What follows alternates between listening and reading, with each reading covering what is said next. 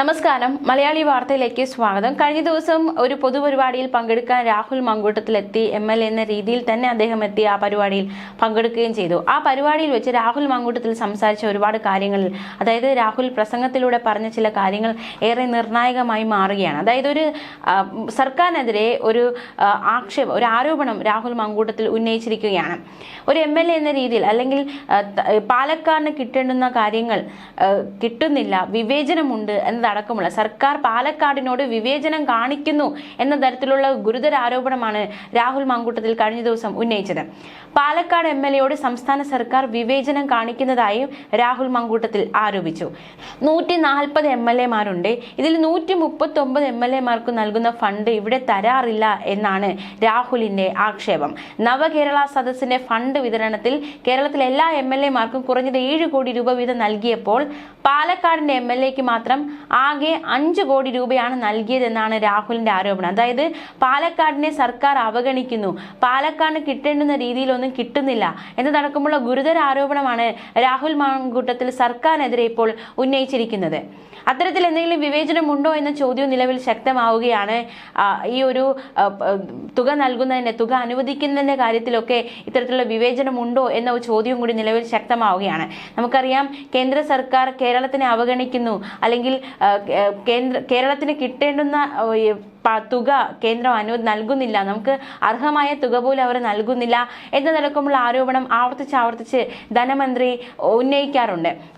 അപ്പോൾ ഇപ്പോൾ രാഹുൽ മങ്കൂട്ടത്തിൻ്റെ ഈ ഒരു ആരോപണം അത്തരത്തിലൊന്ന് തന്നെയാണോ? അതായത് കേന്ദ്രം കേരളത്തെ അവഗണിക്കുന്നു എന്ന് പറയുന്നത് പോലെ തന്നെ കേരള സംസ്ഥാന സർക്കാർ പാലക്കാടിനെ അവഗണിക്കുന്നു എന്ന ചോദ്യമാണ് നിലവിൽ ശക്തമാകുന്നത്. എന്തായാലും രാഹുലിന്റെ ഈ ആരോപണം ഗുരുതരമായി മാറിയിരിക്കുകയാണ്. എന്തായാലും കഴിഞ്ഞ ദിവസം പിരായിരിയിലാണ് അദ്ദേഹം എത്തിയത്. റോഡിന്റെ ഉദ്ഘാടനത്തിന്, MLA ഫണ്ടിൽ നിന്ന് അനുവദിച്ച റോഡിന്റെ ഉദ്ഘാടനത്തിനായിട്ടാണ് എത്തിയത്.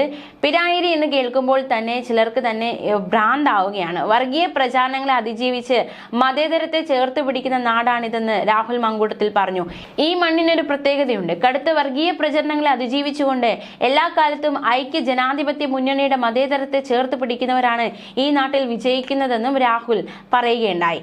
മാത്രമല്ല, വികസന പ്രവർത്തനങ്ങൾ അക്കമിട്ട് നിരത്തുകയുണ്ടായി രാഹുൽ മങ്കൂട്ടത്തിൽ. പ്രതിഷേധങ്ങളെ മറികടന്ന് റോഡ് ഉദ്ഘാടന വേദിയിലെത്തിയ രാഹുൽ മങ്കൂട്ടത്തിൽ തന്റെ പ്രസംഗത്തിൽ വികസന പ്രവർത്തനങ്ങൾ വിശദീകരിച്ചു, രാഷ്ട്രീയ നിലപാടുകൾ ആവർത്തിച്ചു, പ്രതിഷേധക്കാരെ വെല്ലുവിളിച്ചു.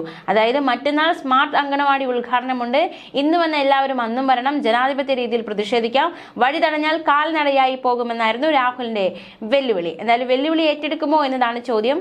എന്തായാലും രാഹുൽ പറയുന്നുണ്ട്, ഈ ഒരു സർക്കാർ വിവേചനം എങ്കിൽ പോലും ആ ഒരു വിവേചനത്തിൽ നിന്നുകൊണ്ട് തന്നെ തൻ്റെ ജില്ലയ്ക്ക് വേണ്ടി, അല്ലെങ്കിൽ തൻ്റെ മണ്ഡലത്തിന് വേണ്ടി പ്രവർത്തിക്കുമെന്ന് രാഹുൽ പറഞ്ഞു വയ്ക്കുന്നുണ്ട്. അതായത് മറ്റ് MLAമാർക്ക് 7 കോടി നൽകിയപ്പോൾ തനിക്ക് നൽകിയത് 5 കോടിയാണ്. ഈ 5 കോടി രൂപ ഉപയോഗിച്ച് പിരായിരി പഞ്ചായത്തിനെ കവർ ചെയ്യുന്ന റോഡ് അന്താരാഷ്ട്ര നിലവാരത്തിലേക്ക് ഉയർത്തുമെന്നും സൈക്കിൾ ട്രാക്ക്, നടപ്പാത, ബ്യൂട്ടിഫിക്കേഷൻ എന്നിവ ഉൾപ്പെടുത്തി റോഡ് സൗന്ദര്യവൽക്കരിക്കുമെന്നും രാഹുൽ കൂട്ടിച്ചേർത്തു. അതേസമയം കഴിഞ്ഞ ദിവസം പിരായിരിയിൽ റോഡ് ഉദ്ഘാടനത്തിന് രാഹുൽ മങ്കൂട്ടത്തിൽ എത്തിയത് തീർച്ചയായിട്ടും വെല്ലുവിളികളൊക്കെ അതിജീവിച്ച് തന്നെയായിരുന്നു. നാടകീയ സംഭവ വികാസങ്ങൾ, ഗോ ബാക്ക് വിളികളൊക്കെ അരങ്ങേറി അതിന്റെ മധ്യത്തിലൂടെയാണ് രാഹുൽ ഈ പരിപാടിയുടെ ഉദ്ഘാടനത്തിനായി എത്തിയത്. ആദ്യ ദിവസം മണ്ഡലത്തിലേക്ക്, അതായത് ഈ ആരോപണങ്ങൾക്ക് ശേഷം ആദ്യമായി മണ്ഡലത്തിലേക്ക് രാഹുൽ വരും എന്ന് പറഞ്ഞ ആ ദിവസം തന്നെ BJP വലിയ രീതിയിലുള്ള പ്രതിഷേധവുമായി രംഗത്ത് വരുന്നു. MLA office പൂട്ടുന്നു.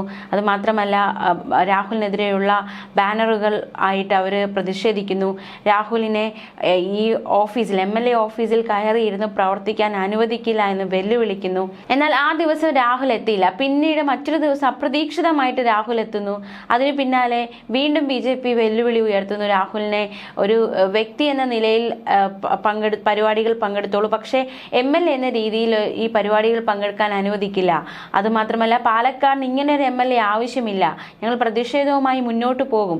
അതുപോലെ തന്നെ DYFIയും അത്തരത്തിലുള്ള വെല്ലുവിളികളൊക്കെ ഉയർത്തുന്നു. പക്ഷേ ഈ വെല്ലുവിളികളെല്ലാം അതിജീവിച്ച്, ഈ വെല്ലുവിളികളുടെ എല്ലാം മുന്നിൽ കൂടി ഇതിനെല്ലാം അതിജീവിച്ച് തന്നെ ഏൽപ്പിച്ച, ജനങ്ങൾ തന്നെ തിരഞ്ഞെടുത്തു, ആ ഒരു ദൗത്യ നിർവഹണം തനിക്ക് നടത്തണം എന്ന ഉദ്ദേശത്തോടെ രാഹുൽ മങ്കൂട്ടത്തിൽ വെല്ലുവിളികളെയൊക്കെ അതിജീവിച്ച് മുന്നോട്ട് പോവുകയാണ് എന്ന് തന്നെയാണ് നമുക്ക് മനസ്സിലാക്കാൻ സാധിക്കുന്നത്. കഴിഞ്ഞ ദിവസം പാലക്കാട്ടെ പിരായിരിയിൽ റോഡ് ഉദ്ഘാടനം ചെയ്യാനെത്തിയ രാഹുൽ മങ്കൂട്ടത്തിൽ വളരെയധികം പ്രതിഷേധങ്ങളുണ്ടായിരുന്നു, ഗോ ബാക്ക് വിളികളുണ്ടായിരുന്നു. എന്നാൽ അതിൻ്റെ മധ്യത്ത് വലിയ രീതിയിലുള്ള ഒരു കവചമാണ് ഈ കോൺഗ്രസ് പ്രവർത്തകർ രാഹുലിനായി ഒരുക്കിയത്. ഡിവൈഎഫ്ഐ ആണ് ആദ്യം രാഹുലിനെ തടഞ്ഞത്. ഉദ്ഘാടനത്തിനായി വരുന്നതിനിടെ രാഹുൽ മങ്കൂട്ടത്തിലെ കാർ ഡിവൈഎഫ്ഐ പ്രവർത്തകർ തടഞ്ഞു. പ്രവർത്തകർ കാറിന് മുന്നിൽ മുദ്രാവാക്യം വിളിച്ച് പ്രതിഷേധിച്ചു. BJP പ്രവർത്തകരും പ്രതിഷേധവുമായി എത്തുകയുണ്ടായി. വിവാദങ്ങൾക്ക് ശേഷം പാലക്കാട്ടെ പൊതുപരിപാടികളിൽ ഇതുവരെ രഹസ്യമായി പങ്കെടുത്തുകൊണ്ടിരുന്ന രാഹുൽ ആദ്യമായിട്ടാണ് കഴിഞ്ഞ ദിവസം പരസ്യമായിട്ട് തന്റെ വരവ് അറിയിച്ചുകൊണ്ട് തന്നെ ആ പരിപാടിയിലേക്ക് പങ്കെടുക്കാൻ എത്തിയത്. രാഹുൽ വരുന്നത് എന്ന് അറിഞ്ഞു കൊണ്ട് തന്നെ ഡിവൈഎഫ്ഐയും BJPയും ഒക്കെ പ്രതിഷേധവുമായി രംഗത്തെത്തിയിരുന്നു. MLA ഫണ്ട് ഉപയോഗിച്ചായിരുന്നു പിരായിരിയിൽ റോഡ് നവീകരിച്ചത്. അതിന്റെ ഉദ്ഘാടനത്തിനായാണ് രാഹുൽ മങ്കൂട്ടത്തിൽ എത്തിയത്. MLAക്കെതിരെ ഗോ ബാക്ക് വിളികളുമായാണ് പ്രവർത്തകർ പ്രതിഷേധിച്ചത്. ഡിവൈഎഫ്ഐ BJP പ്രവർത്തകരുടെ പ്രതിഷേധത്തിനിടെ രാഹുലിന് പിന്തുണയുമായി കോൺഗ്രസ് ലീഗ് പ്രവർത്തകർ സ്ഥലത്തെത്തുകയായിരുന്നു.